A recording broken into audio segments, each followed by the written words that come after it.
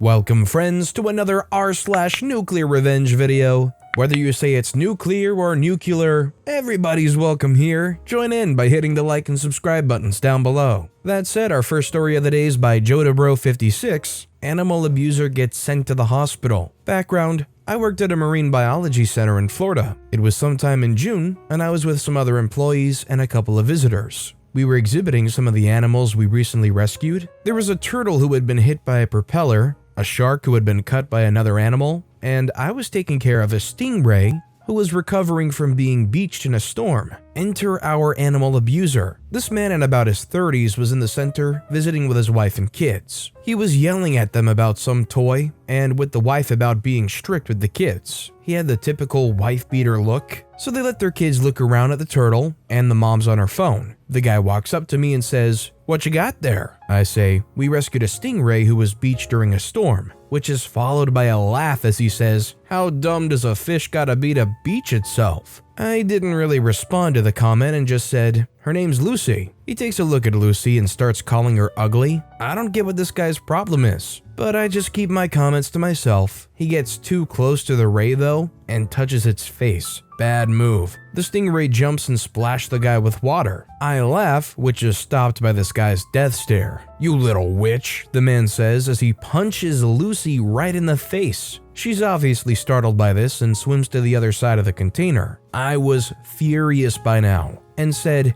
"Hey, what's the matter with you punching an innocent animal?" He replies with, "That stupid freak had it coming." Instead of security taking him out, I figured I'd take matters into my own hands. Now I know this wasn't the best decision, but as I was battling my conscience, I glance over at the man as he's yelling at his kids again. I figure he deserves this. Okay, so this revenge has a lot of factors. Luck, deviousness, and my stupid coworker. My coworker was new when he helped me with the stingray. He didn't realize some stingrays have not one, but two spines to sting with, and only got one. So today, he was greeted by me scolding him. I figured I was gonna remove the second spine soon, but then I was distracted by the jerk who was yelling at the kids. I didn't really forget at this point, it was my key to revenge. I told the man to come over for a second and he came over. I pointed at something on the ceiling as a distraction, then got Lucy to come over closer to the guy. With one swift movement, I tripped and pushed the guy into the container, causing water to go everywhere and Lucy to freak out.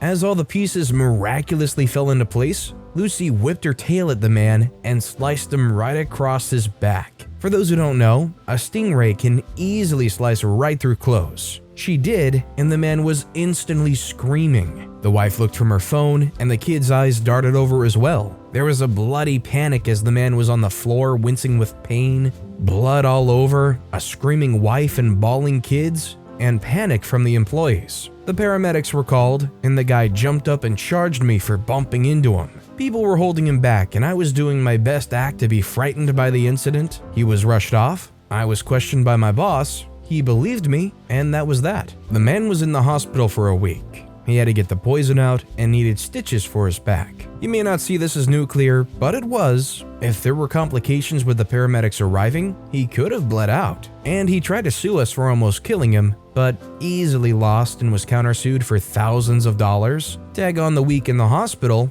and this escalated into a great revenge. Be kind to nature, kids. Do you think OP crossed the line here by using this animal's defense mechanism to cut this jerk? I definitely don't know what the rules and regulations are in regards to animals like that. Considering the animal cut the guy, could that put the animal in jeopardy? Akin to if a dog bites somebody, depending on what happens, that dog might be at risk of being put down. What do you think? Did OP go too far here? Let me know what you think in the comments down below. Our next story is by Being Jack. She didn't give me my money back, so I ruined her life. I'm male, 20, strongly believed in individualism and equality, currently in university. Jita, fake name, is probably under 24 and a clerk in a government bank. A good accomplishment for middle-class Indians. We're both neighbors, live with our parents. It's normal and sort of compulsory in India, especially in small towns. We're neighbors for around 8 years. Our parents have okay relations with each other, and I have a good relation with her parents, and okay relation with Jita. We're both lower economical middle class and socially upper caste. See castes in India. Both our parents are liberal in Indian sense, but in Western standards, they're very conservative. You can say this for a majority of Indian parents. February 2019,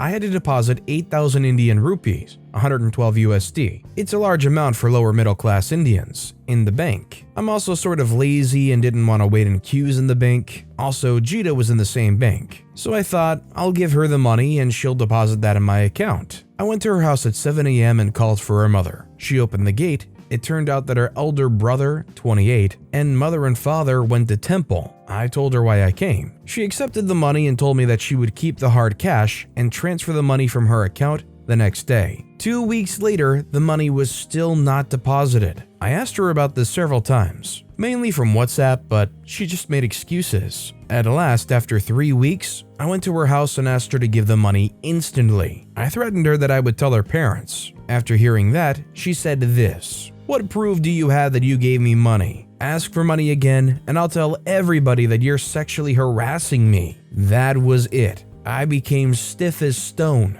My whole body became too heavy suddenly. I really had no proof, and I had WhatsApped her several times saying, "Money hadn't been deposited yet," or "When will you deposit the money?" Now, before any of you Western folks say that I exaggerated the situation, you have to view this situation through an innocent Indian person. India is basically Middle East in terms of sex, personal space, and sexism. But unlike the Middle East, it hides this fact through white lies. India has an assault problem, and this is one of the reasons of false accusations too. I've heard many false harassment and assault accusation cases, and personally seen my distant rich cousin assault his neighbor due to land dispute violently. He simply used his beautiful clerk to charge him with a false sexual harassment case. That case ended with the neighbor being in jail for some time. Both my cousin and his neighbor had bribed the police. June 2019, I hadn't talked with her again after that, but I had a plan to get revenge. By this time, I'd spied on her a bit and found out that she buys alcohol every alternate Saturday from X place and drinks it at her friend's place. Drinking alcohol is seen as immoral in the male population and 10 times more immoral in the female population in India. Also, she has a boyfriend, under 25, with whom she spent half an hour every Saturday evening in X Park with, which is on the other side of town. Being boyfriend and girlfriend is seen as immoral in India, and you won't even get a rental flat easily if you have a boyfriend or girlfriend. I took photos of her both with her boyfriend and buying alcohol. The first Saturday of July 2019, that day on my way to the park, I found a police SUV a mile away from the park. I thought, maybe it's time to take this plan a step further. I told them that a couple is doing obscene acts in so-and-so park. The police officer replied in a very rude language. I knew I had to pay him, so I gave him 2,000 Indian rupees, and he agreed to go. The park Jita used to go to was famous for unmarried couples, so every Valentine's Day, the police used to harass the couples there. On reaching there, I told them the spot and began to watch the situation from a distance. I wasn't able to hear, but the view was clear. Jita and her boyfriend were neither kissing nor hugging, they were just talking on the bench at that time. The police arrived and told them something. After that, the police slapped Jita's boyfriend a few times immediately. It appeared that her boyfriend refused to give his parents' number. In India, if police caught an under 30 unmarried couple, they demand the victim's parents' numbers. The whole drama went on for 20 minutes. Both even fell on the police's feet. At last, they had to give some money to the police. This police behavior is pretty normal in India. Both of them looked pretty terrified that day. On the first Sunday in July 2019, I'd already printed out all the images in 10 groups, because there were 10 main houses in the neighborhood, including mine. In each set, there were 3 images of her buying alcohol and 4 images of her and her boyfriend together. I woke up at 4 a.m. and put all the sets of pictures in front of all 10 houses and went to sleep. I woke up to loud noises from Jita's house. I'd put one set in front of my own house too. I'm pretty sure her brother slapped her a few times.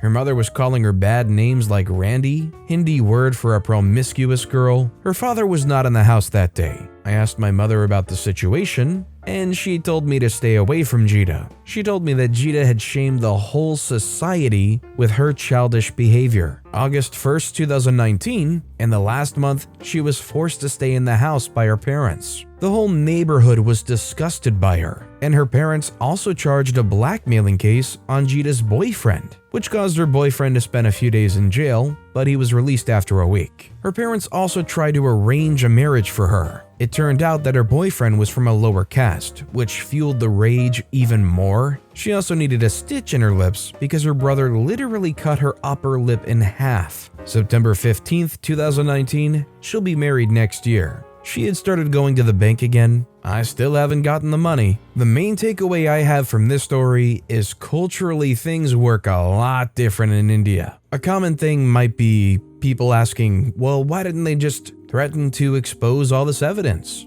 Well, like OP was explaining, I guess all that evidence can just be turned around into some charge against OP. So I guess they had to do it secretly. It's just, to be honest, kind of a lot to take in. And our final story of the day is by Why Do You Read Names? To give credit, that's why. Ruined a marriage and my family for revenge. I've always been the black sheep of the family. Cousins grew up to be doctors, professors, creatives, and whatever else. Meanwhile, I've managed to just make a humble, stable passive income through some business decisions. Nothing fancy, but I can afford a one-bedroom in New York City and live comfortably with that and a part-time job in a cafe. Everyone in the family, including my own parents, judge me harshly for not pushing myself to do what my cousins do, especially my one cousin we'll call Randy. Think the stereotypical dude bro who got rich thanks to working for his dad. Multiply that by 10 and you got Randy. Anyway, he always gave me the most crap, and eventually I just tune them out because I get to enjoy my life with my significant other, work part-time, and still afford what I want. So to cut the BS short,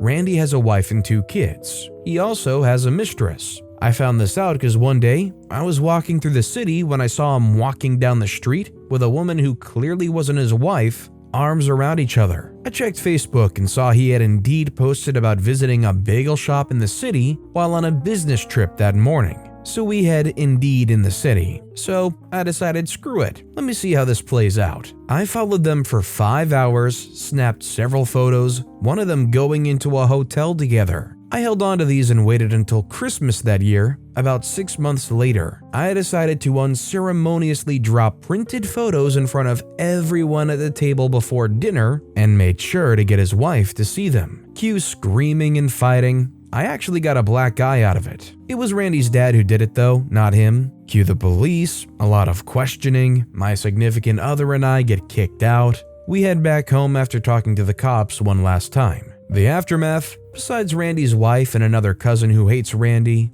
my family cut me off entirely for several years. Whatever. Even my parents had always expressed disappointment in me for not applying myself fully, so no real loss there. Randy got divorced, lost full custody of the kids after threatening his ex. Family occasionally tries to guilt me into apologizing, but my response is some variation of, not gonna apologize for outing a cheating runt, and I'm promptly blocked for another few months. Significant other and Randy's ex-wife are good friends and the kids call me uncle. Nice having a family who actually loves me unconditionally for once. Significant other and I got married, and that's when my family last tried to get in contact with me, and were actually nice for once. Seeing me moving on, I guess, eats at them? I don't know. Maybe realizing their punching bag is gone for good. That's it, really. Living my best life now with a good family, as opposed to a poop one. I mean, imagine going your whole life with, why can't you be like your cousin? I wish you were like your cousin.